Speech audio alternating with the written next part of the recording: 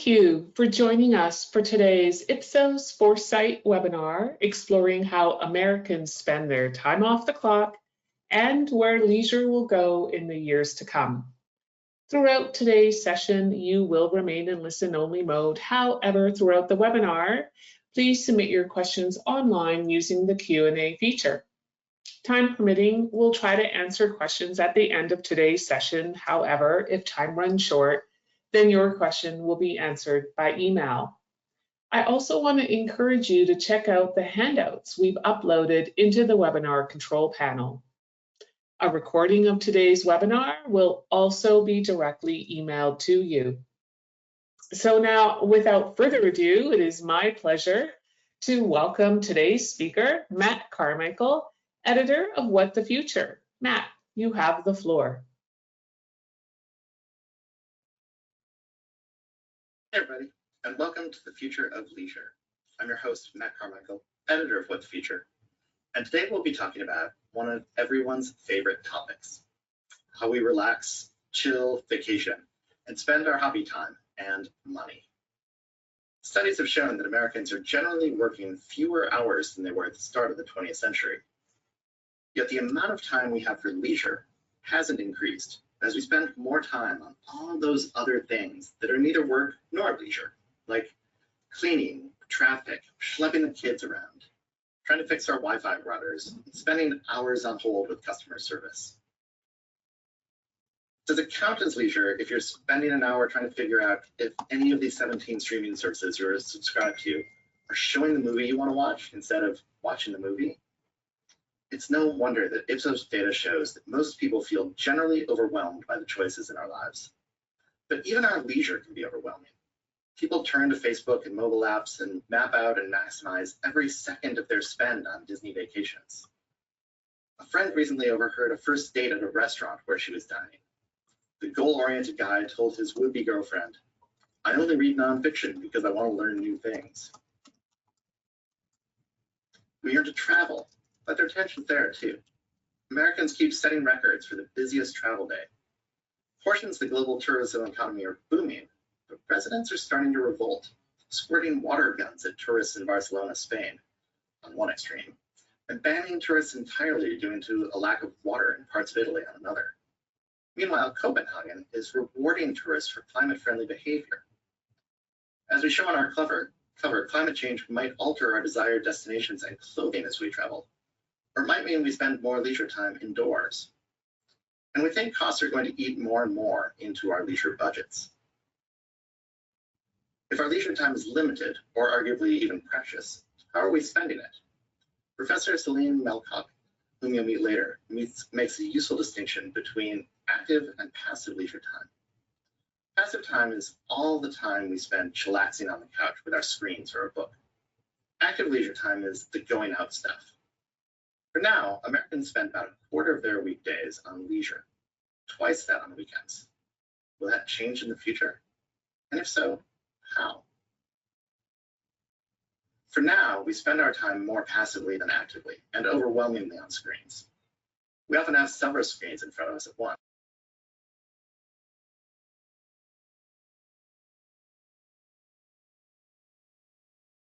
Screen time, when it comes to kids, is also a source of frustration and tension within households. Maybe that factors into the rise in the get away from it all and unplug kind of vacation that appears in Hilton's 2024 Trends Report, an annual global survey of travelers. That even includes sleep being a new activity in tourism. Often that just means getting away from our constant contact and streams of content. But that's not the entire story. For some, blurring our work and our leisure affords us opportunities we want to seize, like my work trip to Shanghai to talk about Ipsos global trends with clients. For those who can work remotely, leisure travel, or combined business and leisure travel, has hung on post-pandemic, whether that's working in exotic destinations, so you can have your vacation but not necessarily have to take it all as PTO, or taking advantage of work-paid airfare and tacking on a couple days for fun. Or it's using credit card reward points racked up from work travel to fund personal trips, a perk that is currently endangered, as we'll discuss later. And for still more employers are experimenting successfully with 4-day work weeks, where people trade longer work days for fewer of them. But granted, at the same time, Greece is trying a 6-day work week. About half in our Future of Leisure poll say that even 1 extra hour per day would help them achieve better balance in life. It's probably not a good sign that we stress about our leisure time. Nearly half of Gen Zers say they have productivity FOMO when they're relaxing. Many worry about having enough time for hobbies or being able to afford them, or even being able to get away from work long enough to take vacations. Almost in 1/5 Gen Zers stressed about picking the wrong vacation destination. Whether that's because it won't look good on social media or some other sort of buyer's remorse would make for good follow-up research. How can brands help? We can simplify. We are a culture obsessed with managing and maximizing our time. Brands can help. Make the customer experience and the user experience simpler in any way possible you can. Reduce the overhead for customers who interact with your services. Minimize the amount of leisure time spent navigating your website, looking for products on shelves, etc.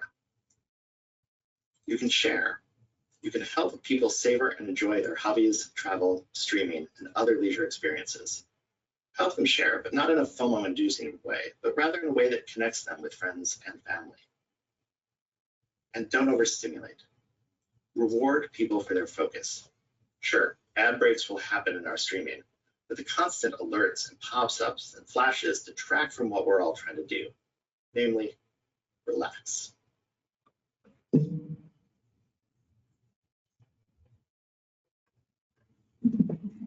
When we think about the future, that starts with the macro forces from demographics and climate change. We also start to search for signals of change in the news. And we think about that, and as researchers, we can measure the shifts in attitudes as people, markets, and societies. My colleague Trevor Sedano in Ipsos Strategy 3 unpacks those for us in this issue. He's focused on these 3 shifts. First, hybrid living. Blurred work and life and greater flexibility and diversity of schedules will not have a single impact on leisure. Instead, while reduced commutes and flexible working may offer more free time for leisure activities throughout the day and week, blurring work-life boundaries and irregular hours can disrupt past typical leisure activity times like nights and weekends. So communication and planning may be required for activities that used to be a bit more pre-baked, while at the same time, spontaneous leisure may grow. He's thinking about shifts in screen life, where social media and influencers are already reshaping the leisure landscape and are poised to continue their impact. Platforms like Instagram and TikTok expose users to a constant stream of hobbies, travel destinations, and experiences. However, this constant exposure can also lead to social comparison and feelings of inadequacy, potentially impacting the enjoyment of leisure activities or making them more performative. And he's thinking about living for today. With so much uncertainty in the world today and the underlying stress and anxiety that accompanies it, people are expressing more of a live for today mentality than in the past. That could lead to a rise in spontaneous trips, adventure activities, and more of a focus on creating shareable moments to build up the memory bank. This increased desire for experiences may also increase demand for premium and luxury leisure activities.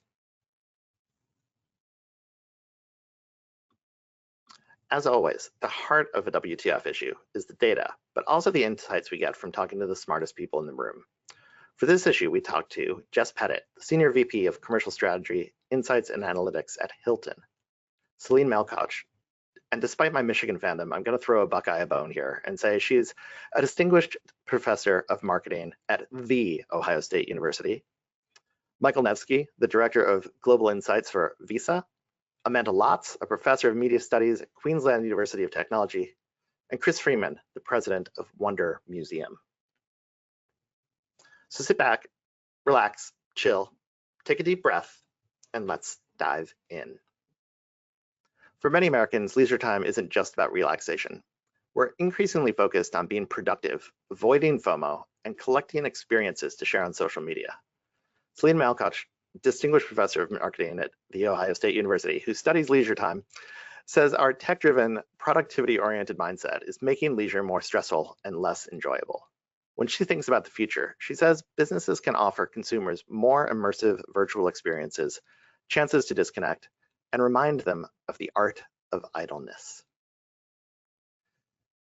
She and Kate MacArthur, WTF's managing editor, talked about that difference between passive and active leisure time, how AI and digital tech will change leisure, and how we can keep creating ways to fill our time with things we feel we must do. She said that's a problem for, as she put it, those serendipitous moments that you don't plan for are sometimes the most memorable ones, she said, but you have to have unscheduled, idle time to allow for that. And well, we're bad at that.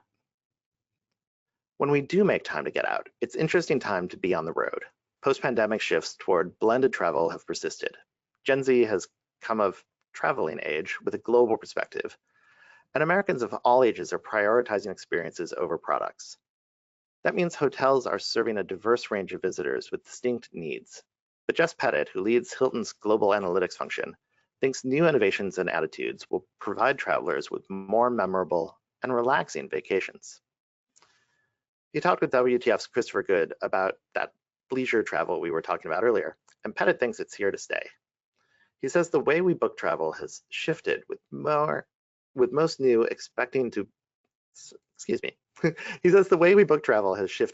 now expecting to book all of their trip online, which is a big shift from just 5 years ago. But he also said the reasons people are traveling are changing as well. He said 45% of folks across generations say they are traveling to reconnect with friends and family. And it really does speak to the human connection. A new global study on influentials, that is the top 20% of earners, which Ipsos has expanded to cover a range of global markets, finds that many high-income individuals would pick an all-expense paid vacation over a shopping spree of equivalent value. But not all of them, says Ashley Henry, a senior research analyst with Ipsos's Global Influentials team. In the US, UK, and Hong Kong, upwards of 70% of influentials would choose the vacation, a finding that reflects just how durable interest in the luxury travel is within these markets. But this pattern doesn't hold true everywhere. In India, for instance, 86% of comparably high earners would choose the shopping spree. It's a reminder that businesses need regionally precise and demographically representative data to get an accurate picture of the customer's preferences. By understanding these variations, brands can build better rewards programs, marketing campaigns, and initiatives to maximize engagement with influentials. And I know it's not very future-y to talk about the pandemic still, despite COVID still lingering in the headlines and in our lives. But it really has shifted things in our recent past, and our immediate and perhaps long-term future are still being shaped by those trends. I spoke with Visa's Director of Global Insights, Michael Nevsky. He said, revenge travel to make up for trips shelved in the pandemic continues, even as parts of the world are seeking revenge against the influx of tourists in their town. The blurring of business and leisure, or bleisure, is still a thing too, but when Nevsky thinks about the future, he's wondering whether travel patterns we see emerging among Gen Zers are more of a life stage, because they're young, untethered, and many have disposable income to spend on travel, or are these trends that they will carry with them as they age? Nevsky is keeping a weary eye on the travel economy as people pull back and prices for trips continue growing. People still want to travel and enjoy getting away, even just for the sake of taking a break. And the blurring of work and leisure is often offset by companies cutting back on business travel as a whole. He's not optimistic that personal travel can grow fast enough to make up for the market loss of business travel. He also sees shifts come in the way more single-person households on both ends of the age spectrum. But as people prize the time they have in places they visit, he says we need to rethink how people get where they're going. He says, quote, there's a demand from the market for a trade-off of efficiency versus time. That's the aspect of leisure that needs to evolve. From vacations booked with reward miles to shopping sprees funded by cashback benefits, many Americans finance their leisure with their credit card points. A regulatory shift could change this. While some proponents of the Credit Card Competition Act say change is needed in the credit processing industry to lower merchant fees, others warn this policy change could spell an end to valuable rewards programs, writes Rhett Skelton, a senior vice president with Ipsos Corporate Reputation Practice. 3 in 4 Americans say they have credit card debt or credit cards that give them rewards, and 2 in 3 of them prefer to use that card because of the points it earns, according to Ipsos Consumer Tracker. That means this proposed policy is a high stakes, not just for financial service players, but for every business that processes transactions. Payment companies and lenders may not be able to predict the future, but they can monitor regulatory moves and consumer sentiment and incorporate foresight into their business strategies to develop messaging, steer stakeholder engagement efforts, and/or prepare for potential outcomes. From today's proposals to tomorrow's regulatory shifts, businesses can't afford to be out of the loop with their business model, and their customer base are at stake. People's leisure habits are changing, especially in how we watch television. Americans still spend more time watching TV than any other leisure pursuit, according to the American Time Use Survey. But evolving consumer behaviors and a transforming media landscape are reshaping how people engage with content. Amanda Lotz, a renowned media analyst and professor of media studies at Queensland University of Technology, sees a more complex video space that will require companies to know why people are watching more than where. She told Kate that people who are watching have a motivation. It might be connection or passing the time, but whatever their reason, screens can do a lot of different things for us at different times. But she's worried about the model that underlies media today. She says we're not in a mass media business anymore. She told Kate, quote, "It's expensive to make content.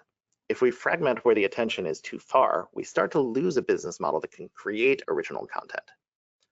Well, that was about streaming content and other entertainment. I can give you a hint that you'll hear that theme come up a lot in our next WTF on the future of news. From the Renaissance to Cubism, shifts in technology and society have always shaped artistic expression. Recent polling from Ipsos finds that young audiences are engaging with experimental art in person and online, a development that could influence future patrons and audiences alike, says Annalise Azevedo Lore, a research director in Ipsos Public Affairs Practice. 1 in 5 Americans watched or participated in media arts, that is, art that incorporates technology, film and video, animation, or robotics in the past year. It's still a niche, nowhere as popular as, say, a trip to the zoo or even a conventional museum, but it's gained ground with younger audiences who are nearly as likely to make those visits online, 26%, as in real life, 31%. That matters for curators and dealers, but it also offers a window into Gen Z's shifting entertainment preferences. Online media won't replace galleries anytime soon, if ever. There will always be a crowd for the Mona Lisa. But in the arts, as in other fields, young Americans are increasingly adding screen time to their leisure time. Chris Freeman is an old buddy of mine from high school, and he spent much of his career in leisure and hospitality, in the bar and restaurant space especially, and now he brings that expertise to an immersive museum called Wonder. Just as art is being disrupted by technology, so are cultural exhibits and attractions. The growth of immersive digital art experiences like Meow Wolf, the Museum of Ice Cream, and Color Factory are reshaping how we experience art, culture, and science. Freeman is president of the Wonder Museum, which opened in 2018 in Chicago and is now in 3 markets and looking to expand. When he thinks about the future, he's thinking about how these venues will continually evolve, but always inspire awe and wonder.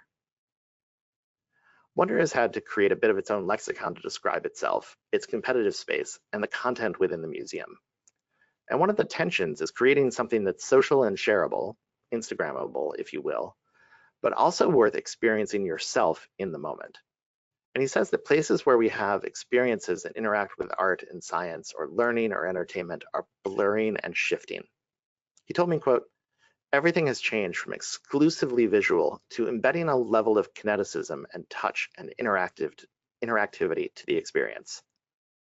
And the blurring of format and experience is just the start." The future is always in tension, and we can measure those contradictions today with forced choice questions. And then we plot them against each other in a classic 2x2 grid. This allows us to visualize where we are today, but also imagine the possible futures are if those tensions shift over time, and how far they would have to move to get us from one future to a different future from our baseline. We will look at 2 today. The first is the tension between climate a factor in leisure spaces or not, and how we spend our time virtually or in person. In the top right, in today's world, we prioritize spending our time in real spaces, but we recognize that climate change is a reality. You kind of saw that on our cover, right? The idea that where we go and how we go there and how we have to dress when we're there could be a thing that changes. And functionally, we're already seeing trends shift in terms of where we go on vacation. So long Greece, hello Finland. But think too about the implications to other leisure time. How long will outdoor sports or kids' summer camps last in a place like Phoenix, which is seeing record temperatures and record extreme heat days? But say we pop over to the top left. This world is perhaps more plausible that we usually see this far from where attention starts. Climate change will likely affect the places we go and our activities, and it's likely that immersive virtual experiences will continue to get better. So it's not hard to imagine a world where we wind up spending more time in virtual spaces, either by choice or by necessity. Tension 2 looks at 4-day work weeks, which are gaining ground in some places, and how we prioritize our hobby. So in the top right, in today's world, we long for more time, and it's easy to see that continuing. While the 4-day workweek experiments have gone well in some companies and some parts of the world, they have yet to fully take off. As I mentioned earlier, Greece is leaning the other way and experimenting with a 6-day work week. But if this baseline future continues and we can find the time we can, and maybe there isn't too much for our hobbies. But if we move to the bottom right, this world seems quite plausible. We don't want or don't get a 4-day work week, and we continue to be stressed for time. We take what we can get for our hobbies, but it's not much. And on this side of the grid, it's hard to see how much changes for the hobby industry as more things demand our attention and pull us away from what we want to do to what we need to do. Our final foresight tool is the future jobs to be done, a forward Ipsos spin on the traditional jobs to be done framework. And to bring these jobs into the future, we envision powerful and plausible scenarios through strategic foresight. While it's typical in foresight to create jobs to be done clusters, we're sharing one scenario from Seth Drom, a partner in Ipsos Strategy 3 as an example. So imagine, help me ensure I can enjoy the activities that I love in a way I love doing them. In a world where consumers struggle to find time to accomplish all they need to do, they'll be more challenged to ensure they make time for themselves to do the things they want to do and how they want to do them. So potential future jobs to be done include, help me manage my time so I can work to live, not live to work. Identify new places I can go to immerse myself in new cultures. Help me detox from screens and enjoy my surroundings in the moment. And enable me to quickly dive into a leisure activity when and where I want, without a lot of preparation or forethought. And I'd like to close the What the Future webinars by thanking you all for taking a little bit of time to think about the future, whether that's doing something like coming to a webinar or spending your lunch hour thinking about these sort of things. Taking a little bit of time to put yourself in your customer's world and imagine what that world will look like in 3 or 5 or 10 years. You can start to think about the products you're going to need to develop and the R&D that will need to go into that today. And start to think about what that world will look like in terms of a customer experience or a user experience. What kind of messaging you'll need to do to get through to the customers in those worlds. And so in short, when you imagine possible tomorrows, you ask better questions and do better research today. So our leisure webinar was actually a pretty quick one, which means you get some free time back. And I hope you all get a chance to enjoy that and think about the future. Our next issue is going to be the future of news, which as a former journalist is going to be one that hits a little close to home. And I hope you will come back and join us next month when we hit that issue. So thanks again. My name is Matt Carmichael. I'm with Ipsos Strategy 3, and I'll see you in the future.